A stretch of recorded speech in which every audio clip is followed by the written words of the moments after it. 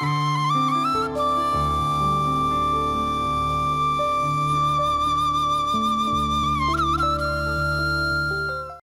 TV பார்வையாளர்கள் வாசகர்கள் எல்லோருக்கும் வணக்கம்.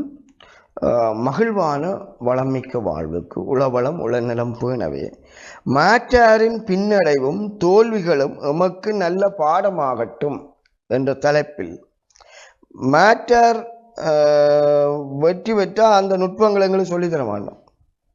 ஆனால் தோல்வி அடைந்தால் நட்டப்பட்டால் பின்வாங்கினா தங்களோட உண்மைகளை சொல்லுவேன். அது பற்றித்தான் அதை நாங்கள் ஒரு பாடம் வழியாக கை கொண்டோம் என்றால் முன்னேற வாய்ப்பு இருக்கு. அதைத்தான் விளக்க விரும்புகிறேன். ஆகவே எவர் வெற்றி பெற்றாலும் அவரது கடின உழைப்பு அவருக்கு வெற்றியை கொடுத்தது என்கிறோம். எவர் வெற்றி பெற்றாலும் அவருடைய கடின உழைப்பு வெற்றியை கொடுத்தான்னு சிம்பிளாக சொல்லிவிடலாம். ஆனால் எவரும் எப்படி வெற்றியடைந்தார் என அவர்கள் பாவித்த நுட்பங்களை சொல்ல மாட்டார். நாங்களும் அறிய முடியாது. அப்படி அறிஞ்சால் எங்களுக்கு நல்ல. ஆனால் ஒருவரது தோல்வி, ஒருவரது இழப்பு, ஒருவரது பின்னடைவு போன்றன அவற்றை உள்ளத்தை பாதிக்கும், அவரது மனத்தை பாதிக்கும். நான் இவ்வளோ ட்ரை பண்ணி பிழைச்சி போச்சு, நான் இவ்வளோ முயற்சி எடுத்தான் நட்டம் ஆரம்பிச்சிட்டு, நான் இவ்வளவுக்கு நான் பாடுபாட்டு உழைச்சேன் எனக்கு கிடைக்காம போயிட்டு. அந்த மன பாதிப்பு தான் அவர் இன்னொருவருக்கு அதை சொல்ல வருகின்றார். அந்த சொல்ல வருகின்ற பாடத்தை கேளுங்கள், படியுங்கள். அது ஒரு விதத்தில் இந்த பாதித்தவற்ற உள்ளத்தை ஆற்றுப்படுத்துகிற மருந்தாகும். மறு விதத்தில் உங்களுக்கு அறிவூட்டலாகவும் இருக்கும். உதாரணத்துக்கு அவரவர் தோல்வியடைந்த இழந்த பின்புலத்தை நம்மால் அறிய முடிகிறது. இதிலும் வெற்றி பெற என்னென்ன தேவை என்ன நாங்கள் பார்ப்போம். ஒன்று, வெற்றி பெறதை பற்றி சிந்திப்போம். முதல்ல விருப்பம் அல்ல நாட்டம் இருக்கணும் வெற்றி என்றால் ஒன்றில். அப்போ வெற்றி கிடைக்க முயற்சி எடுக்கிறோம், ஃபர்ஸ்ட் ஸ்டெப். செகண்ட் ஸ்டெப், பயிற்சி முயற்சி வேண்டும். நுட்பங்களை அறியணும். எந்த போட்டிக்கு போகிறீங்களோ அதுக்கான பயிற்சி முயற்சி இருக்கணும், நுட்பங்கள் அறியணும். இது செகண்ட் ஸ்டெப். தேர்ட் ஸ்டெப், தயார்படுத்தல், ஒழுங்குபடுத்தல். இப்படித்தான் இந்த போட்டியை நான் முன்னேற வேண்டும், தயார்படுத்த ஒழுங்குபடுத்தல். ஃபோர்த், நாலாவது, செயலில் இறங்கு. அது பிறகுதான் போட்டியில் இறங்கும். இது பெருசாக ஒன்றும் இல்லை, இது காமன் பொதுவான 4 ஸ்டெப் ஒரு போட்டியிலோ ஒரு நிகழ்ச்சியில வெற்றி பெறுவது. அப்போ எங்க பாதிப்பு, எங்க இழப்பு, எங்க தோல்வி, எங்க பின்னடைவு வருதுன்னா இந்த 4ஐயும் ஒழுங்கா செயல்படுத்த இல்லைண்டா. ஒன்று, பரீட்சையில் தோற்றவர் தன் தோல்வியை சொல்லுவார். ஒன்று, காதலில் தோற்றவர் தன் தோல்வியை சொல்லுவார். ஒன்று, இந்தியாவில் போய் தோற்றவர் தன் தோல்வியை சொல்லலாம்.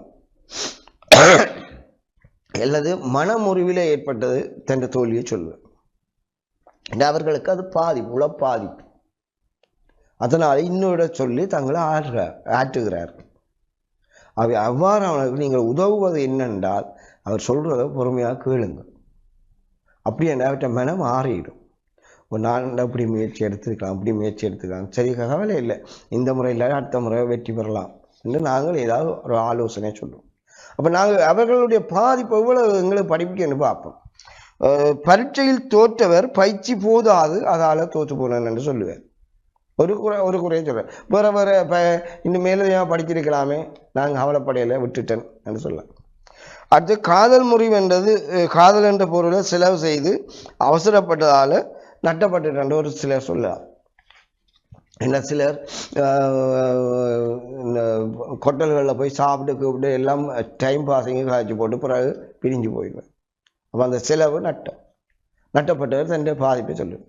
அவர் முதல் ஃபிக்ஸ் பண்ணுவோம். நாங்கள் ஓகே மாதிரி பண்ணலாம், அவன் ஃபிக்ஸ்ட் ஆகிட்ட பிறகு செலவழிக்கும்.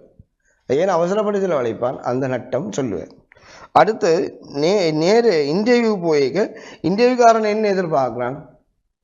8 மணித்தியால வேலை எதிர்பார்ப்பான், அல்ல 10 மணித்தியால வேலை எதிர்பார்ப்பார். அப்போ இவர் அந்த டைமுக்கு வீடு கொடுக்கல. அவர் இவ்வளவு லீவ் எடுக்க முடியாத வேலை இருக்கும். சில வேளை இன்ன வேலை செய்தால் தான் இவ்வளவு சம்பளம். அது நான் ஒரு இன்டர்வியூ போனால் 20% சேலரி, பேசிக் சேலரியோ இன்னும் 80% ஆக்டிவிட்டி. அப்போ salary plus activity total salary எனக்கு விண்ணப்பிக்கும்.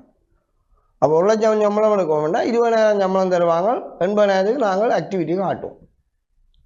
அப்போ இதுக்கு உடன்படாட்டி நானும் பின்வாங்கத்தான் பெறும். இது வேலைவாய்ப்பு இன்டர்வியூல ஏற்படுற தோல்வியல் பாதிப்புகள் இதை முன்கூட்டி அறிந்து இன்டர்வியூ போகலாம். அது நடந்துட்டு கவலைப்படுறது இல்லை, அடுத்த இன்டர்வியூக்கு தயார்படுத்தி போகலாம். இவ்வாறு திருமண முறைகளில் ஒருத்தர் விட்டு கொடுக்கணும், ஒருத்தர் ஏற்றுக்கொள்ளணும், ஒருத்தர் புரிந்துணர்வு இல்லைன்ற ஒன்று தான் பெரிய ஏற்பட்ட ஒருத்தர் சொல்லலாம்.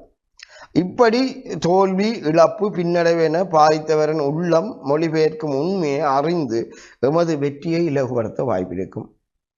என்னென்ன வீக் பாயிண்டுகளால் பாதிக்கப்பட்டிருக்கும் அதை சொல்ல வருவரிடம் பொறுமையாக இருந்து அவரது பாதிப்புகள் இழப்புகளை சொல்லும்போது பொறுமையாக கேட்டுக்கொள்வீர்களா இருந்தால் நீங்களும் என்ன போன்று உளவள துணையாளர் போன்று ஆலோசனை வழங்கிய போன்று இருக்கும். அவர்களை ஏற்றுக்கொள்ளும்படி மனத்தை புண்படாதபடி பொறுமையாக இருந்து கேளுங்கள், அவர்களை உள்ளத்தை ஆற்றுப்படுத்துங்கள். நீங்கள் அதிலிருந்து பொறுக்கக்கூடிய தகவலை பற்றி நீங்கள் வெற்றி பெற முன்னேறுங்கள். அதுவே சமூக சூழலில் நல்லுறவை பேணவும் நாம் வெற்றி நடை போடவும் வழிவகுக்கும் என்று கூறிக்கொண்டு விடைபெறுகின்றேன். நன்றி.